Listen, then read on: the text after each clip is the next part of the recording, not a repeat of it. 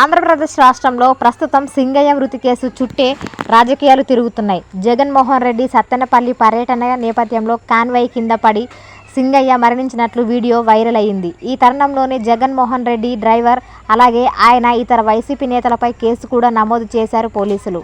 ఇలాంటి నేపథ్యంలో జగన్మోహన్ రెడ్డి కీలక నిర్ణయం తీసుకున్నారు. సింగయ్య మృతి కేసులో క్వాష్ పిటిషన్ దాఖలు చేసేందుకు సిద్ధమయ్యారు. మాజీ ముఖ్యమంత్రి జగన్మోహన్ రెడ్డి, మాజీ మంత్రులు పేర్ని నాని, విడుదల రజని క్వాష్ పిటిషన్ల విచారణ సందర్భంగా కోర్టుకు ఈ విషయాన్ని జగన్మోహన్ రెడ్డి తరపున న్యాయవాదులు తెలిపారు. వైఎస్ జగన్మోహన్ రెడ్డితో పాటు క్వాష్ పిటిషన్ దాఖలు చేయనున్నారు. వైవి సుబ్బారెడ్డి ఇక ఈ అన్ని పిటిషన్లను రేపు ఏపీ హైకోర్టు విచారించనుంది.